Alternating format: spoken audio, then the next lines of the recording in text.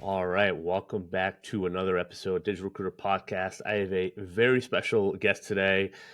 The man has been everywhere in recruiting, corporate recruiting, all the big names. He's been in agencies, staffing. He's an author. He's been at Twitter, Amazon, Apple, RentPath. He's a talent acquisition partner at McAfee right now. His book, The Main Thing is the Main Thing, just came out last Wednesday. So that would have been, January 17th. It went live on Amazon and wherever you buy books. I have a copy. I've been diving into it. It is about such a key topic. I'm excited to get into it as well. He's got about 40,000 LinkedIn followers. He's got a bunch of LinkedIn newsletter subscribers. He's a recruiter renaissance man. Brian Fink. Brian, thanks for being here, man. Clark, I'm excited to be here. I'm excited to be with your audience, and I can't wait to get into it. You know, this is one of those things where we should have hit the record button like 5 minutes before we started the show because we were going. I was like, just stop. I got to hit record. We got to go. We're wasting all the good stuff off air. So we just hit record. We had a couple ideas I think we want to talk about, but that's typical. We're going to free form a little bit. We got some good stuff, but there's a lot to dive into. Let's give everyone a little context first, right? Because this is the land of misfits, right? In recruiting, no one really knows how we got here. How'd you get here? I stepped over the limbo stick. It was a really low bar, and I was able to step over that bar to get into it. And truth be told, I got to give credit to a guy named Jeff Audette. Jeff, I know I owe you a phone call if you're listening, because I'm supposed to show Jeff how to source for veterinarians in Arkansas. But that's another topic for another time, right? Is that so Jeff had a recruiting firm that was focused on sales recruiting. And I was a candidate, and I had a lousy candidate experience. I was a silver medalist for a lot of different opportunities. That's not why I had a lousy experience. There was just poor communication. There were a lot of things that were kind of dropping through the holes. I went to Jeff and I said, "Hey, man, this is what I think I would do to make your business that much better." And he goes, "I'm not hiring anybody." And I said, "Are you sure? You know, man, like we could do this together thing." And Jeff said, what's the value prop? And I was like, look, I will take your most underperforming territory and I will turn it around in 120 days. And he was like, whoa, and you're going to do it for free? Okay, sure. Why not? Right. So I went into that 100% commission. I recruited some of the best, some of the brightest, most educated sales professionals from everybody from door-to-door knocking to pharmaceutical, to injectable, to software as a service sales. I did the whole gamut, right? And initially I was on the sales side building the territory. I had a client who we made the 90-day guarantee to. And Clark, everybody knows what the 90-day guarantee is. But if you're not familiar with it, it's the day you get paid, right? So on the 91st day, my client called me and said, the candidate resigned. What are you going to do about it? And I said, we're going to refill this for free. And so at the time, at Vanguard, we had the practice that we did not work full desk. So I couldn't get any of the recruiters to work on it because they weren't going to get paid. So I jumped in and I started sourcing for the candidate, reaching out, going through the database, what have you, because, you know, I put my ass on the line and said, we're going to do this for you for free, right? Like it was the best thing to do. Did a fill in about 2 weeks' time. Natalie Malin Davis, who was the hiring manager, called Jeff and was like, "Yo, this was awesome. You guys went above and beyond. I'm going to dedicate more of my budget to using you guys exclusively on the East Coast." And Jeff was like, "Well, this is great. What did we do that was so stupendous?" And she told him, and he was like, "Brian, you broke the rule." And I was like, but it was for the right reason. Thank God Jeff didn't fire me. He cultivated me. He let me run full desk. It was a really good relationship until it wasn't. And that was because the economy took a nosedive in the Great Recession. And I did the only thing that I knew I could do was bet on me. And I went in and started my own agency. hired my friends who were out of work. We recruited hospitality. We recruited tech. We recruited marketing. We recruited. The only thing we didn't recruit was sales, which was the only thing that I knew. So I had to relearn the full gamut. From there, I went on to rebuild different recruiting agencies. Helped individuals start recruiting agencies. I went to New York and met with a former client, and they were like, "Hey," and ZocDoc, and they were like, "Hey, why don't you come in and source and figure out how we should be doing sales recruiting?" And that was really my first foray into corporate recruiting.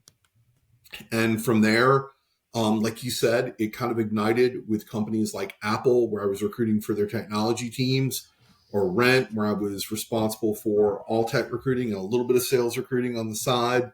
I never can get away from that sales recruiting. It's like the I'm Godfather. hearing that. Yeah, I'm Yeah, hearing that. pulls me back in, right?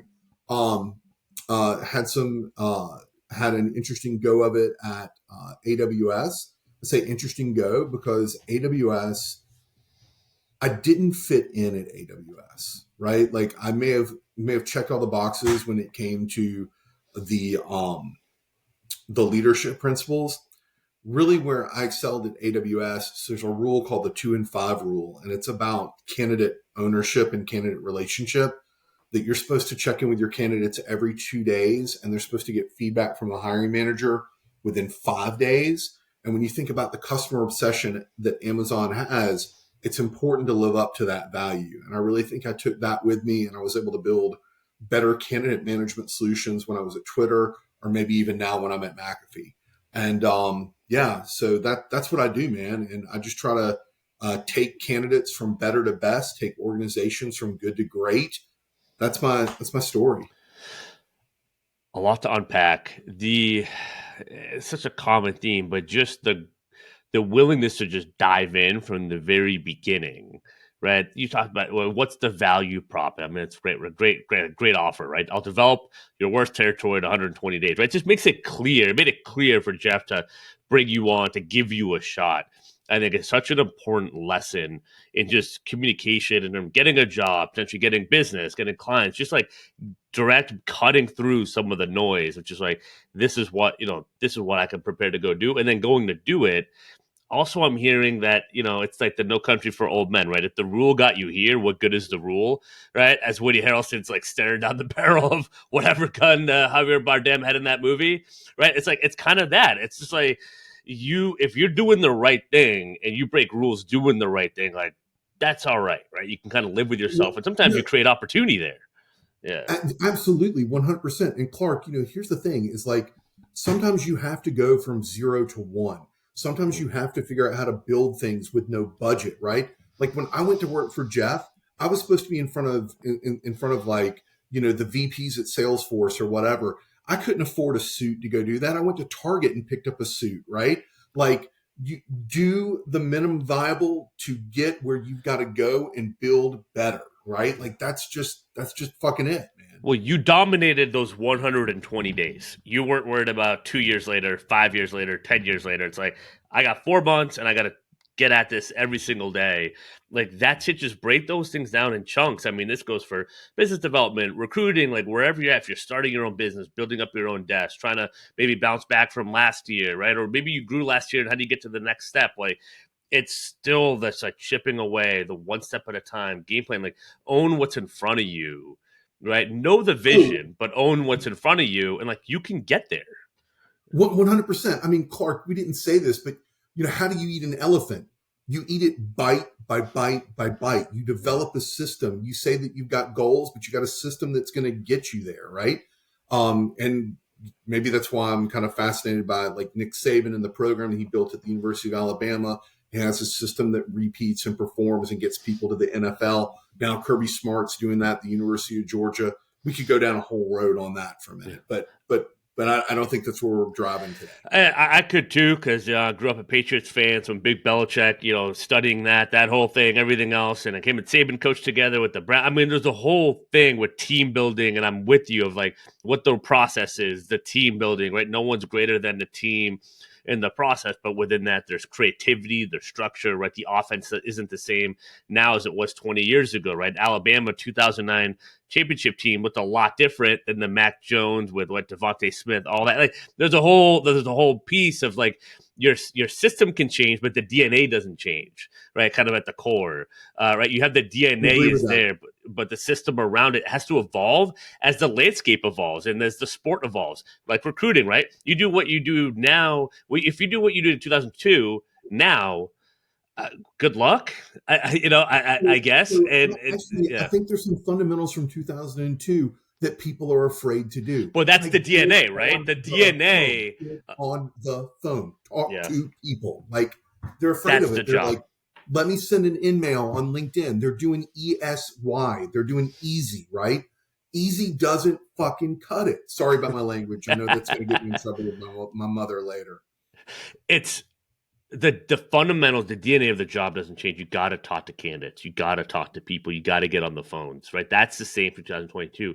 But if your business development is, I got to make 500 cold calls a day without any real strategy, you have what 10, 20 times the competition now that there was 20 years ago in recruiting, right? There's so much more noise that it's just is not as effective if you're starting from 0 to 1, right? It's just like it's branding. It's like you get out in front of your market, like all that stuff to get them on the phone, right? Like just the way you get them on the phone can change a little bit, but the end goal is still you got to get the job done. You got to talk to them. You got to figure it out. Like you got to It's get a people curious. business. You got to connect the dots. You got to do all those things. Exactly.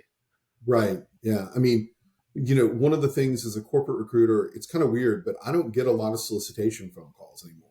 I just get a lot of solicitation emails where they don't even fill out the name of the company properly. It's an easy field. Like, I don't know what you use as your CRM or as your ATS. This is not a pitch for you to go out and use like Recruiter PM or CATS one or something like that. But dude, that's table stakes. Like learn what table stakes are and play that game. Yeah. Well, you could also, it's, because people like, oh, cold calls, calls can work. Calls still work.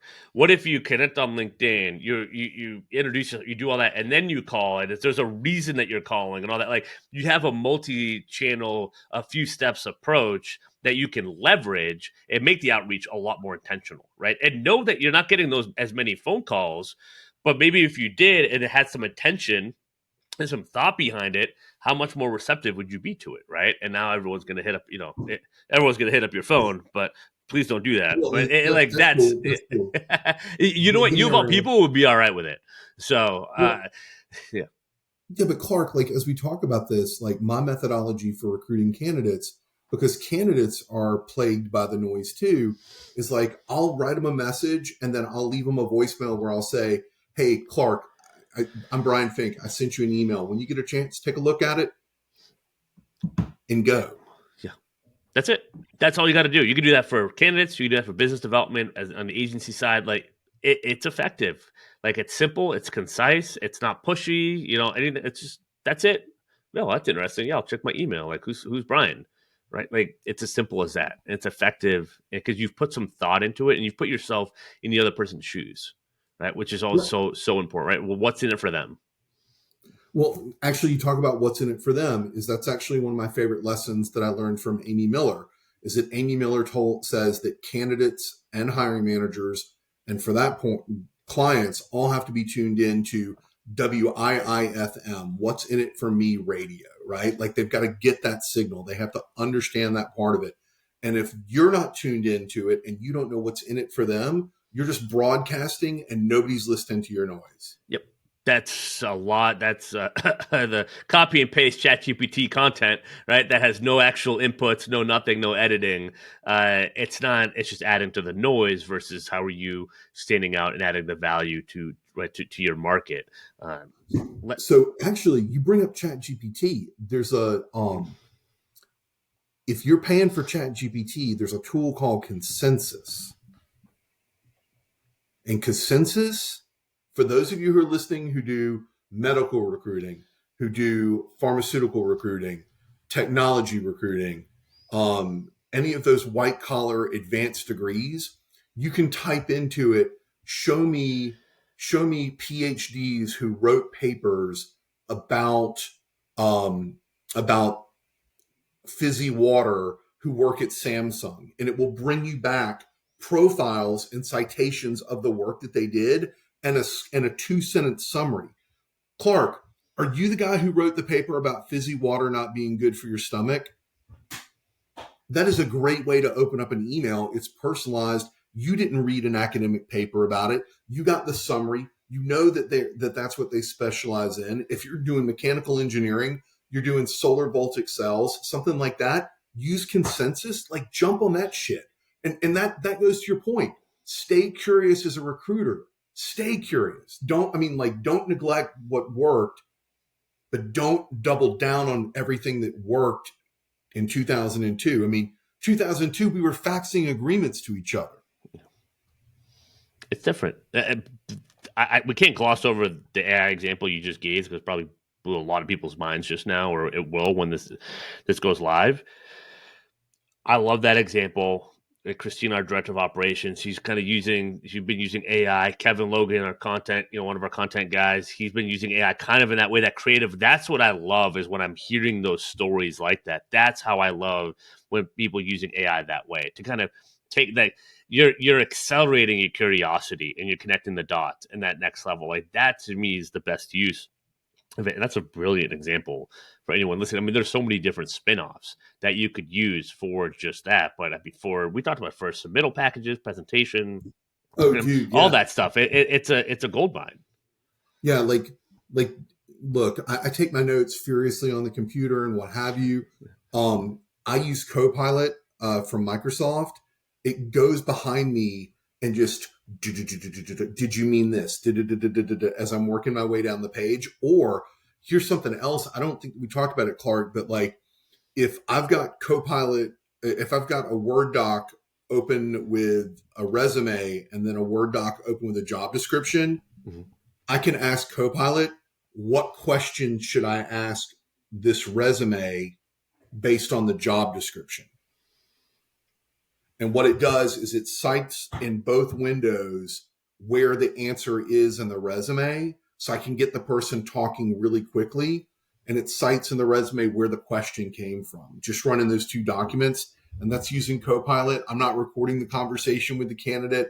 I'm not doing any of that. I'm giving a bespoke conversation about what they did, when they did it, how they did it. And I'm asking more meaningful questions to capture them, man, because there's a lot of capturing we have to do.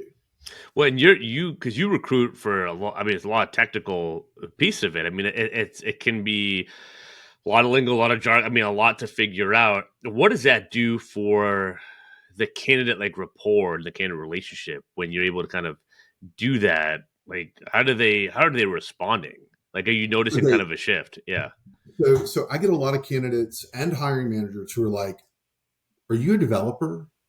And I'm like, "No, I'm not a developer." Like, um, real quick, a tool for your audience. For the technical recruiters that are out there, there's a plugin on Chrome. It's called Glossary Tech, GLOSSARYTECH. What does it cost? It's free. Free is for me. Clark and I had this conversation. I love to hustle and use free tools. How long has it been free? It's been free for 7 years. What does it do?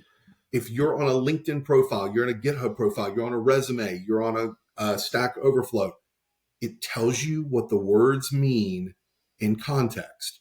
So if you don't know what Kubernetes means and you don't understand that it has something to do with container orchestration, it breaks it down for you like you're my 7-year-old daughter.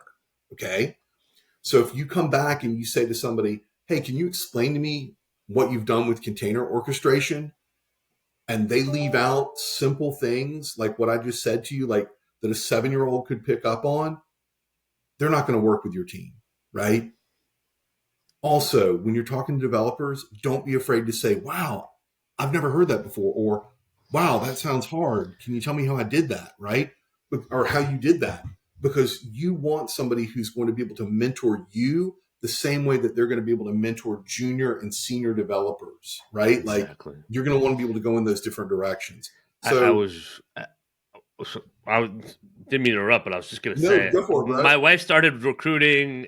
I mean, really screening in September, really starting to source it in this month. And we just talked to her about that. She's like, she took on a project that we had in October and did absolutely knocked it out of the park. Like the amazement of everyone. I mean, way Oh over yeah. exceeded the candidates that they thought they were going to get for her every month. And she's like, one of the keys was like, I just didn't pretend to know what I didn't know. And the people will give her all the information. I was like, that's it. Like, it's when you think you know everything or you need to know everything, you get yourself in trouble as a recruiter about their job. You don't. You just have to learn that you're the facilitator. And the facilitator doesn't even know Oh, you are. everything. You just have to facilitate. And so she would just be blunt. Hey, I am a gatekeeper. I am a facilitator, but I'm on your side. Like I want you to talk to the manager. Like that's what I'm here for. Give me the reasons to make sure that I can do that. Explain it to me, and then help me do that. Right, and So it worked Clark, so well. Yeah. so Clark, you're right. And to double click on that, Steve Levy, and you should get him. He'll be happy to be a guest with you. Steve Levy went from being engineer to being recruiter. He always says you have 2 ears and one mouth. Make sure you listen twice as much as you speak, right? Like Yep. take it in. And you've got to do that with candidates. You've got to give them that space to express who they are and what they want to build. I don't care if they're a salesperson. I don't care if they're a marketer. I don't care if they're a doctor.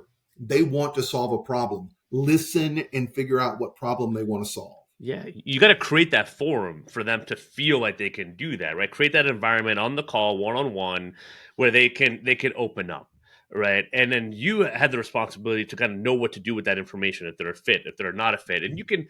It takes a week to figure out 100. different templates, different ways to respond, and you have your kind of your different frameworks of responses. If they're not a fit, if they are a fit, not a fit for this, but you know what? I know you're an awesome candidate. Like, please, let's keep in touch and how to do that, and how to put the ball back in their court. Like, there's so many different.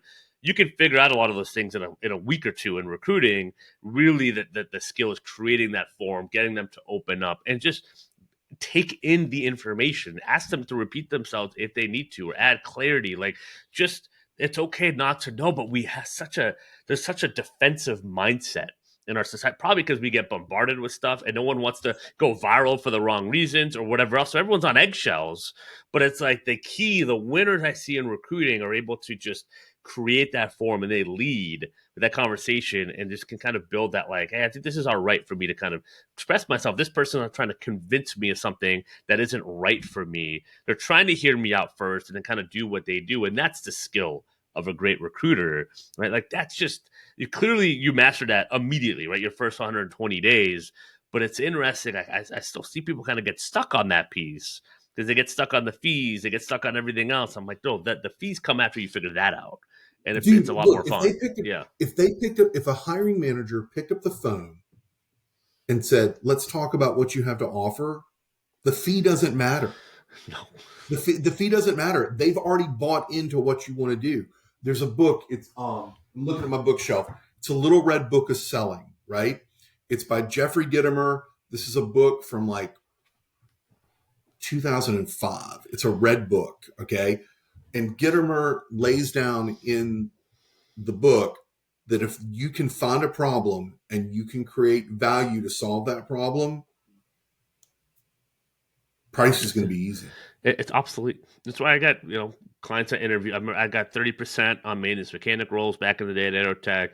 I know some of the best people I've interviewed on here that running agencies that it's like 30%. It's almost their standard now because they've mastered the brand, the candidate relationship, the rapport, the value, right, every step of the way. That's what it is. And there's stepping stones to getting there, right? You might not start out as a 25, 30% contingent recruiter, retainer, whatever, but like just understand kind of knowing that kind of where your value is. But there are things you can control from the beginning, right? Like that call experience and how you handle that and all that stuff as you keep building and building value. And talk about building value. Don't give a discount. Don't give a discount. Don't discount your service. Remember that you are the Apple computer of recruiting. Okay. And real quick, I don't care if you own an iPhone, if you're an Android guy, I don't care about that. Right. What I'm getting at is that Apple, if you buy Apple products directly from Apple, you will always pay top dollar. If you go to Amazon, you will get about 13% off. But everybody goes to Amazon because they expect a deal. When you look, Clark, I'm going to put you on blast for a minute. When you buy your wife a Louis Vuitton purse, You do not expect to get a discount. And as recruiters, we have to remember we are a Louis Vuitton purse. We are a Mercedes-Benz. We are an Apple computer. We have to remember that. Like, if we've got this cachet of brand that we're putting out there, why would we go discount immediately? Like, I got nothing against Walmart, but why would you hold yourself out there as a platinum American Express card I, when you're not? I think happens a lot. No, I'm with you. I think what happens is they know something's missing. They know that they don't know something. Typically, it's not knowing how to qualify, not knowing their own value, not knowing how to qualify good or bad business. And so then, if you don't know how to do Okay. that, you're like, I don't know if I can actually come through. And so then it's like, well, I guess I'll do 15% or 10% or 5%, right? And so it's like those like front end steps before you even get to pricing, you got to figure that out before you get there. Now, sometimes, you don't have to take a discount, but you have to understand, what the value is and what the market is and everything else, right? You never want to give without getting something in the negotiation as well, right? So, we want a discount. Well, do I get an exclusive? Do I get an upfront, right? Retainer? I mean, all that stuff. So Retainer. That's the only way you get a discount. If they're going to put money down on the table for you to play craps with, that's the only way you're getting a discount. that's it. And it's not a discount. It's an investment. Right. It's an investment that you are going to utilize, that I'm going to utilize my time in your best interest. Absolutely. Let's get into the main thing. Is the main thing.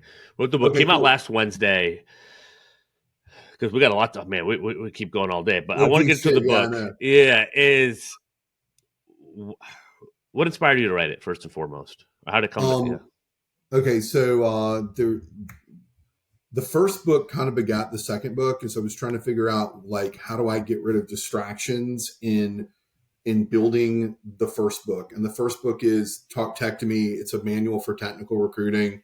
But the main thing is that often we live in a world where we're distracted by Instagram, by TikTok, by pings on our phone, and what have you.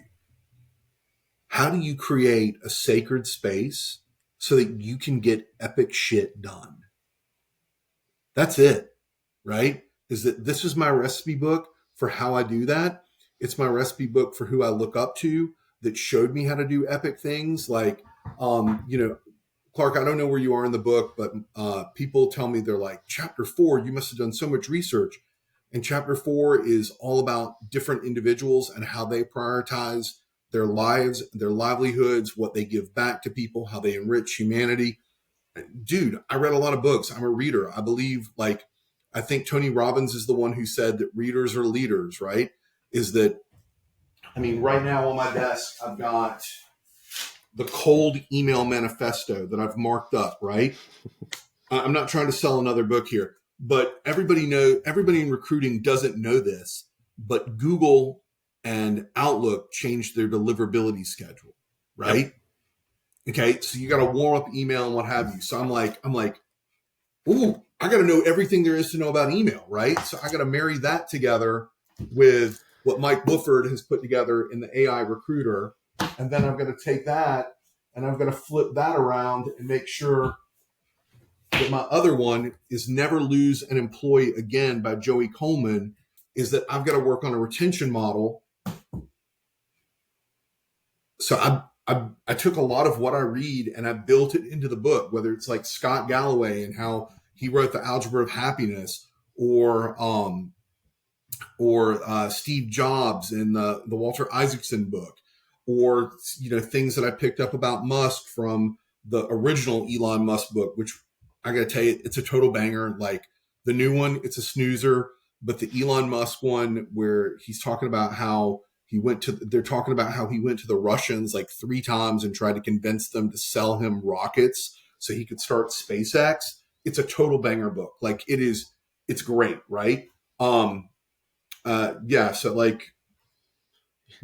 just like I poured a bunch of my volumes into it. I really wanted to make it like how I would have a conversation with my daughter in 20 years about how she needs to focus on getting things done. I think that I made it a generational book because my mother has told me, she's like, Brian, I fired right through it. Like, it was like she's 75 years old, and she's like, it made me want to to launch a third career. And I was like, whoa, hold on, Mom. I don't know about that. Like, I don't know if that's safe and sound. Right. But like, that was the audience. That was who I was trying to get to, and about trying to get to people. Clark, you and I were having a conversation about Kevin Kelly before we got on. The show notes of this are just going to be a bibliography, right? Is Kevin Kelly, who is the founder of Wired Magazine, wrote this great essay that's called 1,000 True Fans, right? And so, like, I wrote the first book. I sold 4,000, almost 5,000 copies of the first book. I really want to speak to the true Fink fans that are out there. I want to deliver for them. So, Fink fanatics? Is that what you call them? I call them Fink fans, or hold on, because I love to break open LinkedIn all the time. It's FinkedIn, right? So I got my FinkedIn fans. Yeah, that's good. That's good. All right, that's good. Yeah. So like, they're the people who ping me on a regular basis, and they've got questions, and that's how I wrote the first book. I took their questions and made them into the first book, and then it was like, how did you do this? And I was like, I just did it. I just went nomad on this thing and got focused on gangster. So that's all right. I'm going to say what everyone listening is thinking. You're working at these big companies, done agency, all that. How do you do that? Read 1 million books, have a family, write books, like manage the team, do all that. You're obviously living it, getting these things done, and it's a topic that hits home because after a couple of years of having digital recruiter, second half of last year, I went to Christina. I was like, we got to finish projects. Now, we got a lot done the first half of last year, but my son was born in May. We were kind of getting it. Just got a lot of things were up in the air. Thank you. In July, August, I was like, all right, I've come out from hopefully my shell a little bit. Like, we got to see things through. So this was what it resonated with me. I bought it as soon as I saw the title. I bought it before we even were talking a few weeks ago, because it's resonant. And I've been able to kind of, you make it really like readable. Is that the right term? Like, I could just go through it. Like, you're speaking to me when I'm reading it. You talk about Venus Williams, or you talk about Albert Einstein, like all that, the historical titans. And so I feel, but how do you live it, right? Like, how did you get there? Yeah. So here's the deal about the people that you spoke about, or about Jeff Audette taking a chance on me. There are people who have goals and ambitions. Goals and ambitions, get ready. It's bullshit. Systems, like what we talked about with Nick Saban, yep, they drown out the noise, right? Like, if you're a developer and you put your headset on and you've got all these different things pinging and distracting you, you are not going to publish perfect and eloquent code. If I'm having a conversation with you and I'm checking out my DMs from my hiring manager, I'm not going to be able to have a great conversation with Clark. So it's about systems, right? So let's talk about a system. Monday, Wednesday, Friday. Monday, Wednesday, Friday are all different days of the week. Tuesday, Thursday, different days of the week. What do I do? What do I do that group these days together? And also, Saturday is Shabbat. Yes, I observe it. I don't get on the phone. I have my LinkedIn automated, blah, blah, blah, blah, blah. All right. Monday, Wednesday, Friday. I start the day at 6 a.m. By 7 a.m., my daughter is off to school. Allie takes her to school. Love you, Allie. Allie's the wife. You got to say thank you to the wife because it's a team effort. I'm jumping at 7:15 to my Orange Theory Fitness. I'm knocking that out. I'm getting done by about 8 o'clock, 8:15. I'm jumping from Orange Theory and I'm jumping in the shower. I'm doing the shower. I'm coming back. I'm sitting down at the computer, right? I'm going through. I'm not going to let email run my day. If you let email run your day, all you're going to do is email. You have to be strategic that you're only going to check email at certain hours of the day. Yep. If your wife needs you and she knows it's important, your wife is going to text you on the phone. She is not going to send you an email, Clark, right? So we're going to run through that, and we're going to run through that until we get, and we're going to be making 8 candidate calls a day. Those are going to be 15 to 30-minute conversations that we're having with candidates. Those candidate calls can range from an intro conversation where you're doing a screening to offer negotiation. We're going to get down into the afternoon. More in the afternoon, I've got 2 30-minute blocks where I reserve them to talk to my hiring managers. I'm supporting a lot of hiring managers, so I do those on Monday and Wednesday. Friday's special. We're going to get to Friday in a minute. You're going to love it. You're going to want to do it, right? But that's how I run my Tuesdays and Wednesdays. I mean, my Mondays and Wednesdays. Tuesdays and Thursday, Allie has swimming. She's out the door at 5 a.m. I got to get my daughter to school.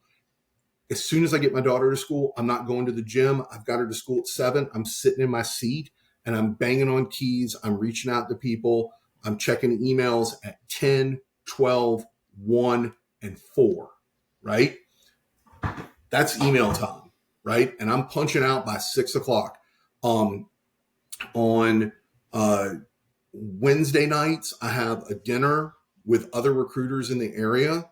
Hey, you're in Atlanta, you want to come to dinner? Clark, you're totally invited, right? That dinner happens every other week. What's the point of that dinner is to connect with recruiters and figure out what's going on, what they're seeing, how you can be helpful, what value you can deliver to them, where they are in their career, and what you can do to get them from better to best. Friday's different. I only work half a day on Friday. Shh, don't tell McAfee. I don't want the secret to get out.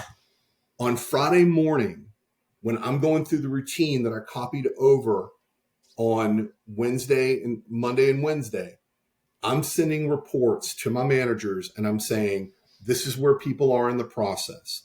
I get done with that. Dusted. I jump on and I have my Hot 100. That's right. Hot 100 radio. I start reaching out to 25 candidates that are in my Hot 100 and I send them a DM, I send them a LinkedIn message, or I send them an email. Hey, I'm thinking about you. What are you getting into this weekend? I found this article. It made me think of you. And I send them a little gift. I picked that up from Stacy Zapper, multiple LinkedIn speaker. She's great. If she's in your area, she's going to be at TalentNet with Craig Fisher in March. Go see her. She calls it Follow-Up Friday. That's what I do. But then we get to Friday afternoon. And Friday afternoon, Clark, is when you and I first spoke. Friday afternoon, I reserve to talk to recruiters, work with them on their searches, do screen shares, help them with their resume, give them interview prep. That's what I got. And then on Sunday, I plan my week. I know who I'm going to talk to, what I'm going to execute against, and where I'm going to go. And Clark, that's how I'm driving 4 to 5 hires a month. That's how I'm making sure that I have a diverse candidate pipeline. That is how I'm making sure that I have divided time between work and my family, because I'm picking up Maddie like you and I are going to finish this conversation. I'm running to pick up Maddie from school. That's the deal. Clark, if I can give you one suggestion, the best time of your life is going to be when you pick up your son from school or daughter. I think you said you had a baby. I wasn't sure if it was a son. Yeah. When you pick him up from school and you drive him home and you guys are in the car together and you get to say, hey, what'd you do today? And he tells you, oh, I was scared of this, or I really like that, or whatever. And that ride, dude, it's a 10-minute ride to get home. It takes us 30 minutes sometimes to get home because we go to Starbucks, we get a cup of coffee. Well, I mean, Maddie gets a cake pop. She does. I'm not giving my kid any more coffee than I need. About the writing, I write every single day. I publish on Medium, an article every single day. I try to knock out about 1,500 words. That's a goal, right? Sometimes I hit it, sometimes I don't. But that's the system. That's some crazy discipline. It sounds like, I mean, the whole, right, the Simon Sinek, what's your why? I mean, it goes back to the family, right? Be able to provide, be able to invest, spend time with your daughter, raise your daughter. Like, that's what I'm hearing, right? So you do all this for those 10 minutes. So you're invested and you're focused and you're present. That's kind of what matters, right? That's what they remember. It's great advice. Gave me goosebumps thinking about it because I love watching the little guy he's learning to crawl right now, which is a double-edged sword, right? As a parent, but like it's just so cool to see and just imagine him talking and interacting with him, and that's doing a lot of things I'm doing now to do that, to make sure I can spend time with him now, but also as he needs more and more of my time, right? Like that's what you do this for. Right? I just hear that as like systems allow you to be present, allow you to be productive, and just get stuff done. And it also sounds like it just makes it more fulfilling. Well, it does make it more fulfilling. You're able to move the needle in a lot of different directions. Also, I left out that I usually get in bed at like 9:30 at night, and I usually read for like an hour and a half. I also journal for about 20 or 30 minutes. Um, you can hear Maddie and the dog. They just come in the house, right? Because that's where we're at on that thing. But I mean, if you follow this, and the other thing about the system, if you know where you're screwing up, you can pull it apart and you can put things together in a different way, Yeah. right? Like, I always start on rower number 3 at Orange Theory Fitness. Come on by, let's do this. All right. I always start on rower number 3. I go from rower number 3 to the floor. I go from the floor to treadmill number 3. If I can't do that, my system is off. That's not going to be what we got to do. We got to change. We got to change something. I got to bribe somebody to give me rower number 3. It's just that laser focus too, to kind of stick to it, to adhere to it. I was a man without one, and now I have much more of a system, like kind of what you described, and it is crazy the output. I had someone I did a podcast with in October. He's like, dude, I've been seeing you everywhere. Like, how do you get to it all? Right. And then I talked to someone like you. I was like, I don't do half the stuff Brian's doing. Right. And all that. Like, so number one, I don't compare myself, but it's like me now with the system, when I'm hearing from you, like that you were a year ago, 5 years ago, 10 years ago, it's just like, have the system. It's always going to evolve, and know that it's going to kind of break at times, but just stick with it, make the tweaks as you need as life evolves and things change and all that stuff, right? Next year with a different school year, maybe a different school, maybe it changes, right? And all that, the schedule. Dude, So yeah. Clark, you talk about that. Is that Allie and I got together this morning, and that's another thing. I know you work with your spouse. I don't work with my spouse. My wife, Allie, she's an HR guru. I catch them, she keeps them. That's our joke. But we got together this morning after she got done with swimming, and we pulled apart what the next 3 months are going to look like. And I'm not talking about like where we're going on spring break, but like pulled out the calendar. These are the challenges. How are we going to advance them? How are we going to get past them, right? Where's the system going to hit into it?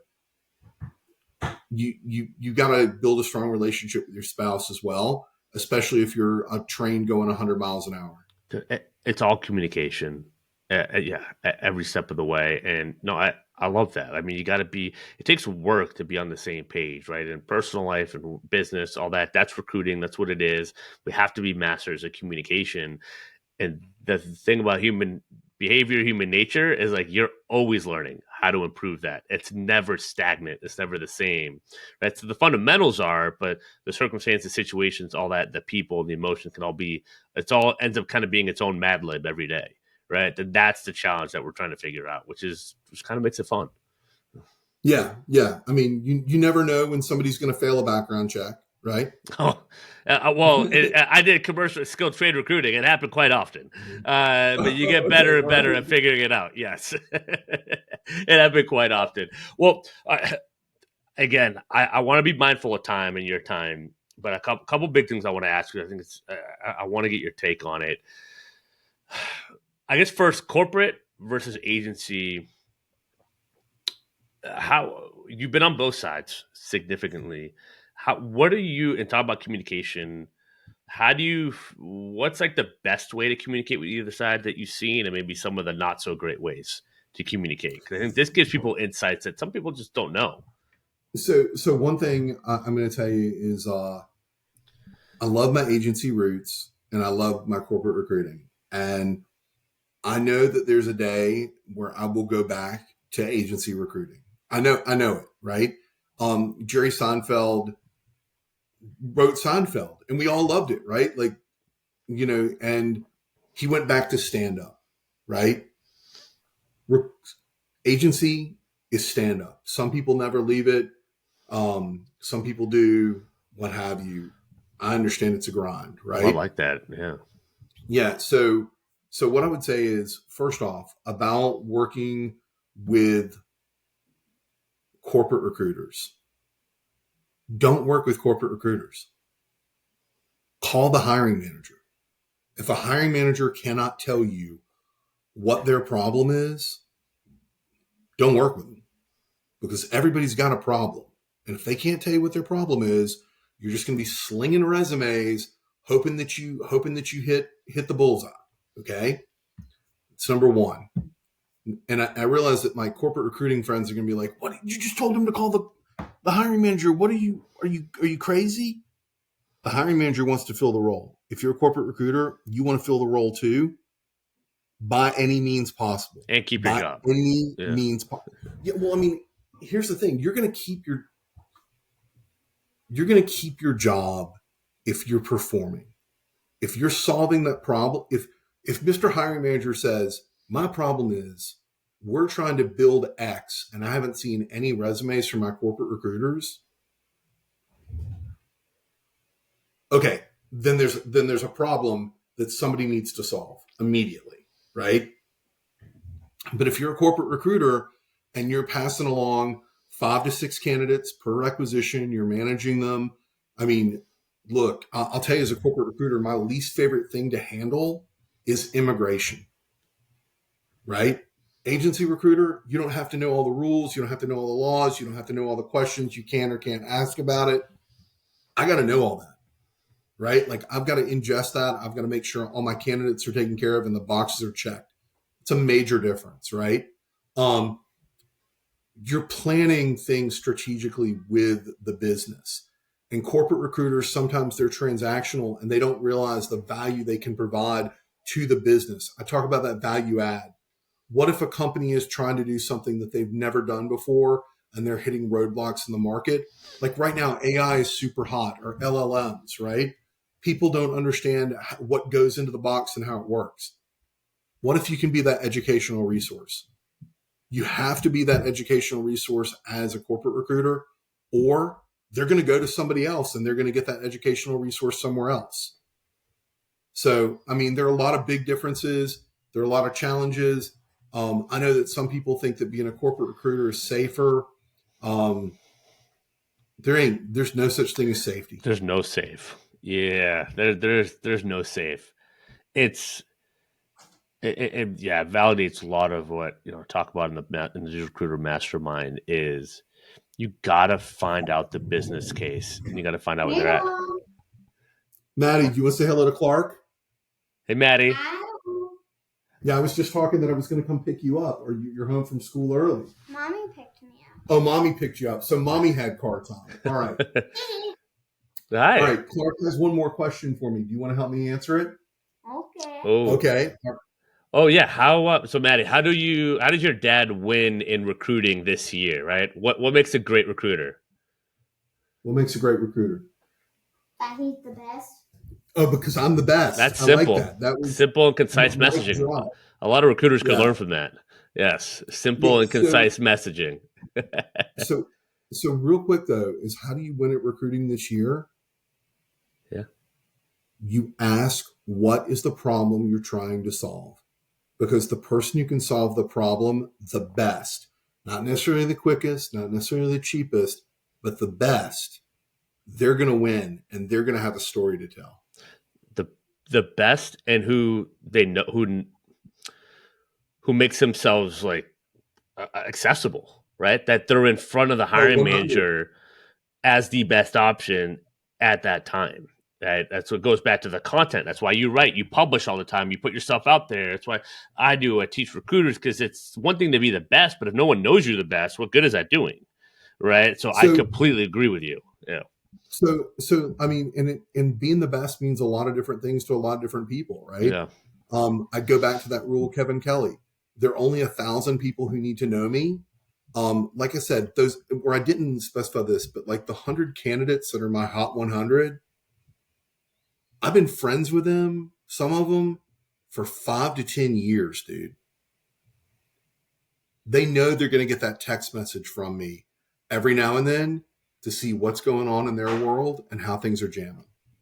It's nice to have that predictability, though, because it becomes real, right? You're not annoying them. I think a lot of recruiters think that they're doing to candidates or managers. Like when you establish that, and you're kind of always just like they know they're gonna be top of mind for you at some point, a few times throughout the year. Like that, that's meaningful to people, right? As you said, when you Well, think of all the relationships you do end up having, which is a lot less than we Clark, might think. Clark, the squeaky wheel gets the oil. I mean, it's just that simple. It doesn't have to be a squeak. It doesn't have to be like Maddie was squeaking a minute ago. It could just be hey, what's going on? I was thinking about you. I texted 5 people the other day. Like I was listening to a podcast at the gym, and I was like, oh, this made me think of Rob McFalls that I worked with at Twitter. Yeah, just check in. Know That's your it. Hot 100. Stay top of mind, right? If it's a text, an email, if it's a content post, it's just kind of a whatever. But that micro influencer approach, you're 100, you're 1,000, right? As I said, that could be all you need, right? So curate that and get working on curating that today, right? And do the work that goes into it. It'll change your life. I know it's changed yours, and I know it's changed mine, and it definitely looks like it's changed yours. Just having that approach, you're able to do big things by almost simplifying it, kind of like you don't have the expectations to reach everyone. You're just reaching your people every single day, and within that, I think you've had a significant impact. More people want in, right? It's kind of funny how that works. Yeah, Yeah, I don't disagree, but I'd also go back to the comment that we made about eating an elephant. We yeah, all want to eat an elephant, or I love steak. Okay, like all the yeah. vegetarians that are listening. I don't want to eat an elephant, for the record. I do, but I do Okay, love steak. I don't Yeah. want to eat an elephant either. But the thing is like I love to eat these 72-ounce tomahawk ribeyes. Yes, I'm talking Mm. about the meals that I have with Michael Goldberg at US Renal, whatever. Right? Like we throw down. I don't eat this. I don't pick up the steak by the bone and just start going at it. Let's get surgical, one piece at a time, follow the system, and eat 72 ounces of goodness. It's that simple. That's it. That's it. I love it. This has been fun. I know we're hitting our time. I know Maddie's home. You got to spend time with the family. So, Brian, where can we find you? Dude, How if do you people type in connect with you? Brian Fink, Yeah. and if you type in Brian Fink, I'll come up on LinkedIn, I'll come up on Medium, I'll come up on Insta, I'll come up on Threads, I'll come up on Twitter, wherever it is. Heck, my phone number is 229-854-4781. If you need me, call me. There it is. There it is. I won't edit that out. I love it. You want to put it out there? That's great. So, Brian, you are a wealth of knowledge, man. You got awesome energy. It's been really cool getting to know you the last few weeks. Just excited to kind of see. Keep reading. I got to finish the book. I got to get on your Medium. I'm just going to keep, you've inspired me. I got to get back to reading and watching less sports and Netflix at night. So, dude, it was awesome for coming on. I I appreciate didn't say you. anything Thank you. about less sports. I didn't say anything about less sports. But That's Netflix, true. That's a good point. No, you made me feel whatever, better. That man. made me feel better. I know. I know. That's tough, my wife, I like, you can't turn on Love Is Blind, and I see an episode and I hear it, right, and I'm just like, I can't not comment, and then it sucked me in. So it's just, we all have our weaknesses, I guess. But Yeah. no, man, dude, it was awesome to have you. Go hang out with the family. I got a feeling we'll probably be doing this again in some way, shape, or form because this was fun. Make sure to go check out the book. The main thing is the main thing. Go get it on Amazon or wherever books are. We'll have the link in the episode page, link to Brian's LinkedIn URL. Make sure to give a thumbs up, review, all that. We appreciate your support. Until next time, happy hunting, y'all.